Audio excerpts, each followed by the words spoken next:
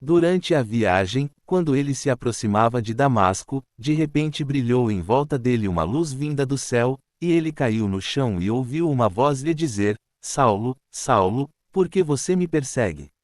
Ele perguntou: Quem é o Senhor? Ele respondeu: Eu sou Jesus, a quem você persegue. E os homens que viajavam com ele ficaram parados sem fala e realmente ouviram o som de uma voz. Imediatamente, nas sinagogas, começou a pregar sobre Jesus, que ele é o Filho de Deus. Mas todos os que o ouviam ficavam pasmados, e diziam: Não é este o homem que perseguia ferozmente em Jerusalém os que invocam esse nome? Ele não veio para cá com o objetivo de prendê-los e levá-los aos principais sacerdotes. No entanto, Saulo se fortalecia cada vez mais e deixava perplexos os judeus que moravam em Damasco, ao provar de forma lógica que Jesus é o Cristo. Pois alguns da casa de Cloe me informaram a respeito de vocês, meus irmãos, que existem discórdias entre vocês. O que eu quero dizer é que cada um de vocês diz: Eu pertenço a Paulo, mas eu a Apolo, mas eu a Cefas, mas eu a Cristo. Por acaso o Cristo está dividido? Será que Paulo foi morto na estaca em favor de vocês? Ou, será que vocês foram batizados em nome de Paulo? Agradeço a Deus por eu não ter batizado a nenhum de vocês, a não ser Crispo e Gaio, para que ninguém diga que vocês foram batizados em meu nome. Sim, batizei também os da casa de Estefanas. Quanto aos outros, não sei se batizei mais alguém. Pois Cristo não me enviou para batizar, mas para declarar as boas novas, e não com sabedoria de palavras, a fim de que a estaca do Cristo não se torne inútil. Pois a mensagem a respeito da estaca é tolice para os que estão a caminho da destruição, mas para nós, que estamos sendo salvos, é o poder de Deus. 19 Pois está escrito: Acabarei com a sabedoria dos sábios e rejeitarei a inteligência dos intelectuais. Onde está o sábio? Onde está o escriba? Onde está o argumentador deste sistema de coisas? Deus não tornou tola a sabedoria do mundo. Pois, na sabedoria de Deus, o mundo, pela sua sabedoria, não chegou a conhecer a Deus.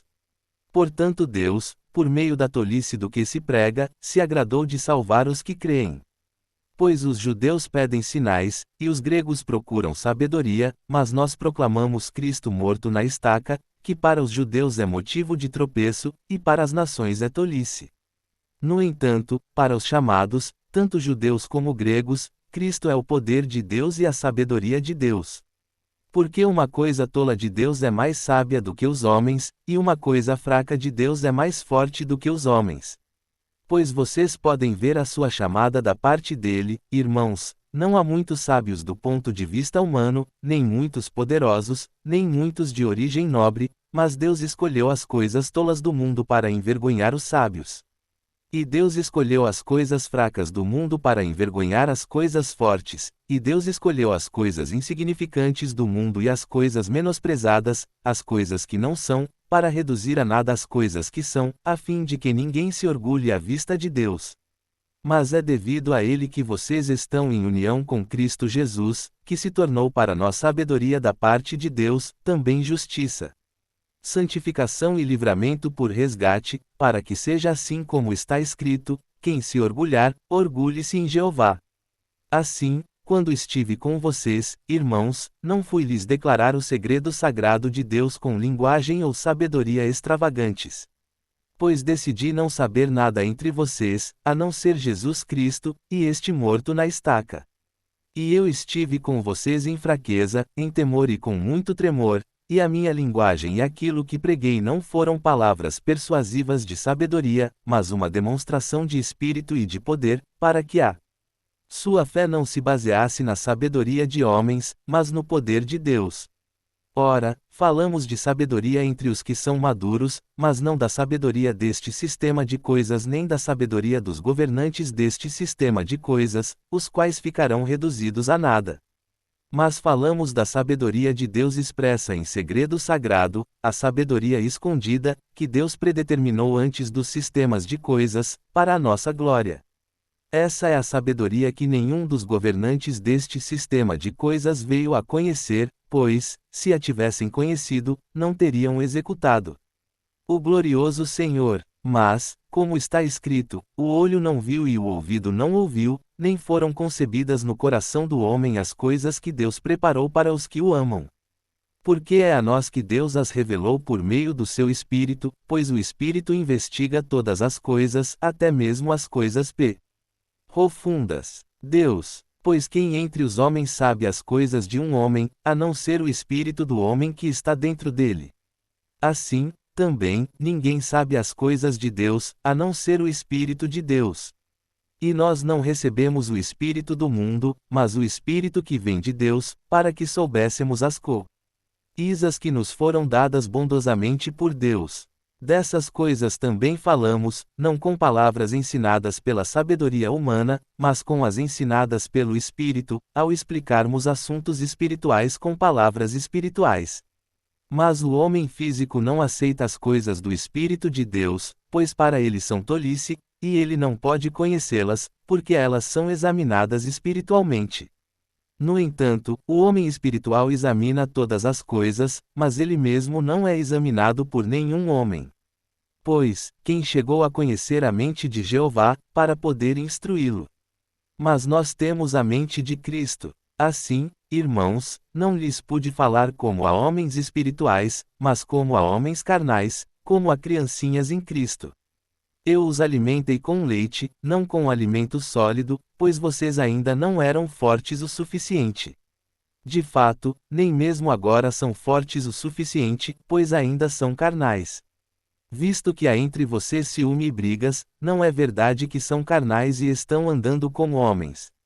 Pois, quando um diz, eu pertenço a Paulo, mas outro diz, eu a Apolo, será que vocês não estão agindo como simples ns? O que, então, é Apolo? Sim, o que é Paulo? Ministros por meio de quem vocês se tornaram crentes, assim como o Senhor concedeu a cada um. Eu plantei, Apolo regou, mas Deus fazia crescer, de modo que nem o que planta nem o que rega são alguma coisa, mas sim Deus, que faz crescer. Quem planta e quem rega são um só, mas cada um receberá a sua própria recompensa, segundo o seu próprio trabalho. Pois somos colaboradores de Deus. Vocês são lavoura de Deus, edifício de Deus. Segundo a bondade imerecida de Deus que me foi concedida, eu lancei um alicerce como construtor perito. Mas outro constrói sobre ele. Que cada um, porém, preste atenção a como constrói sobre ele. Pois ninguém pode lançar outro alicerce, a não ser o que já foi lançado, que é Jesus Cristo. Ora, se alguém construir sobre o alicerce com ouro, prata, pedras preciosas, ou com madeira, feno, palha, a qualidade da obra de cada um ficará evidente, pois o dia a porá à mostra, porque será revelada por meio de fogo, e o próprio fogo mostrará que tipo de obra cada um realizou. Se a obra que alguém construiu sobre o alicerce permanecer, ele receberá uma recompensa. Caso se queime a obra de alguém, ele sofrerá perda, mas ele mesmo será salvo, contudo, nesse caso, será como que através do fogo. Vocês não sabem que são templo de Deus e que o Espírito de Deus mora em vocês?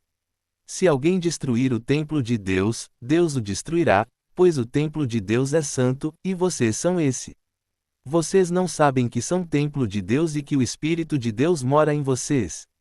Se alguém destruir o templo de Deus, Deus o destruirá. Pois o templo de Deus é santo, e vocês são esse templo.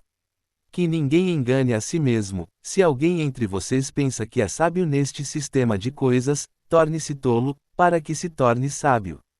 Porque a sabedoria deste mundo é tolice perante Deus, pois está escrito, ele apanha os sábios na sua própria astúcia. E também, Jeová sabe que os raciocínios dos sábios são fúteis.